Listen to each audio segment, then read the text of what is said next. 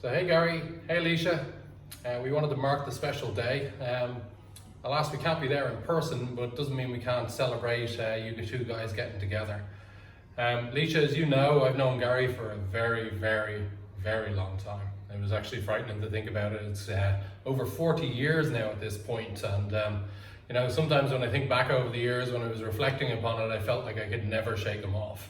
You know, I remember we went to primary school together, and then when we went to secondary school, you know, I picked probably what was the less default path with regard to the choice of secondary schools.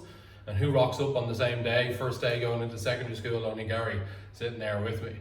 And then by the time we got through third year, I remember having a fairly serious conversation with the school where they encouraged me to take my rather special talents for the education system and bring them elsewhere. Didn't really matter where, just anywhere else. And so I ended up selecting or being able to go to Marion College. They were one of the few schools that would take me in. And I always remember that morning on 1st of September going into Marion College via the DART station in Dunleary, and who stood there on the platform? Only Gary. And I go, what the hell are you doing here, and why are you wearing the same uniform as me? Suffice to say, we've clocked up a lot of years through the education system together. Gary and myself have always had really a friendly, competitive relationship, I think, between ourselves. You know, it started out, I think, in the very early years when Gary was forever getting given out to by Mrs. O'Brien for trying to cog off me. And I think he used to get moved up the front of the class so she could keep an eye on him.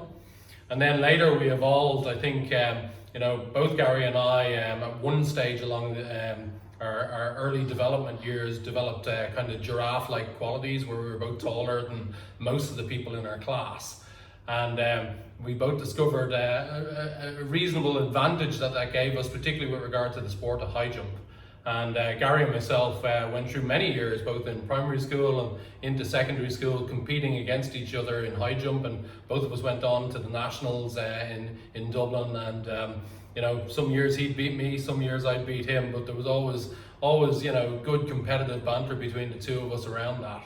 And that went on. I remember when we changed secondary schools and went into Marion College, you know, we used to, at lunchtime, it was a regular occurrence that we'd go to the swimming pool at lunchtime and we'd sit there and play cards for money. And unfortunately, my high jumping was better than my card playing, and Gary used to take great pleasure out of fleecing me every single time. And I lost many lunch money and went through many a hungry afternoon in Marion College thanks to Gary's competitive nature on that front. We also went on and we worked together over the years, and some of our early days of working together, Gary and myself used to have our own little entrepreneurial ideas. I remember our first initiative we had was our fake ID business, where we used to rob the brochures for the second or third level education schools out of Dunleary Technical College. And we used to cut them up and paste on photos, and we had a lamination machine, and we'd sell them to people, which paid for our beer money as we'd go out at the weekends, which was one of our first initiatives. But we also went on to work together in corporate enterprise as well, particularly with Dell Air in our early electronic careers.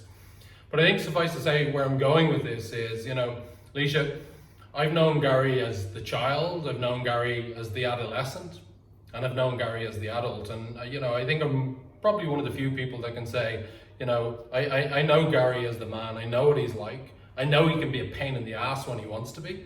You know, even for me here, all the way across in Australia, from times to times he drives me nuts. But suffice to say, I always know his heart is in the right place. And you know, one thing I do know for sure with Gary is when he gets the bit between his teeth, there's no stopping him. And I've seen that with him in particular with you.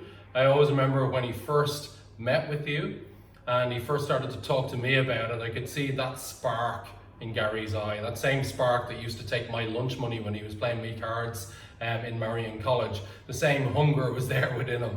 And that was something that gave me great joy, because I could tell he had found someone that he really, really wanted to be with. I think ultimately, you know, when I think about it, you flicked a switch in Gary's head. He became obsessed with attracting you. He became obsessed with impressing you and obsessed with wooing you ultimately. And it was delightful to see. It was lovely to see that the passion in his eyes, the energy that it gave him, it was really, really refreshing.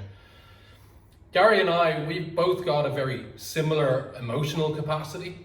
There's a wooden table in front of us here, you can't see it, but Gary and I would have probably the same emotional capacity as that wooden table. So when Gary started talking to me about, soulmates and bonding and love and stuff like that, I was just sort of, whoa, shit. I think I really need to start getting busy planning a stag weekend here, because the writing was very much on the wall. As you've seen yourself, Gary, he's very much a homemaker. He wants to build a home. He wants to have his closest people around him, and that includes you, it includes his broader family, it includes all of his friends. And he puts his heart and soul into that, he devotes himself to that, and I think you can see that in all the DIY activity that he gets up to every spare minute that he gets. And part of that's keeping him busy and keeping that crazy mind of his on the go, but a large part of it is also building that home, that sanctuary that he wants to build for the two of you guys to last you long into the future. I know from time to time he can be annoying. He sometimes takes on these DIY projects that probably are a little bit too big for him, but as I said earlier, when he gets the bit between his teeth, he doesn't give up.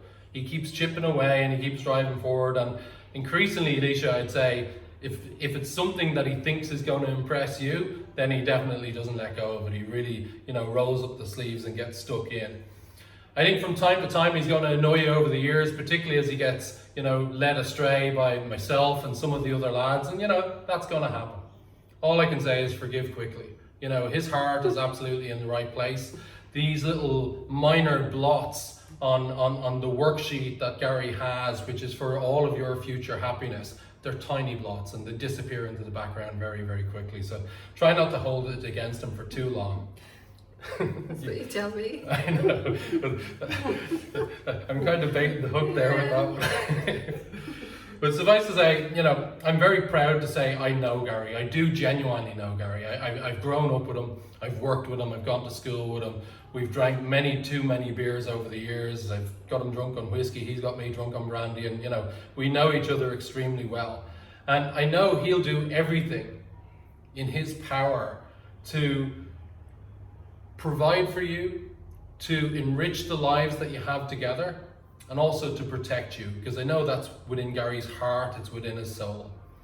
Alicia, Adele and myself, we haven't had a fantastic opportunity to get to know you as well as we know Gary over the years, and that's something, part of the function of that is just because we're here in Australia. As you guys were really starting to take off and blossom and plan for the future, we cleared off down to the other side of the planet, so that didn't really help things. But suffice to say, we're really looking forward to when we do get back, that we can spend many, many great evenings with you guys, many, many great barbecues with you guys. Lucan Village has all our names written all over it, so we can't wait to get down there for a few beers with you guys and really have a great time. I think you guys are going to make a really powerful couple, and I don't use that phrase lightly. Between supporting each other, advancing each other. I know Gary's always pushing you, and equally you're then pushing him forward as well. And I think that's the perfect combination with any couple. And without question, I can see it very clearly. You're both going to protect each other as you go forward.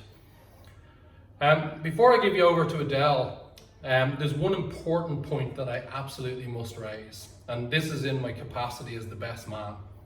And that is, we've all been struck by this dreadful coronavirus situation, and God bless anybody that's been afflicted with it.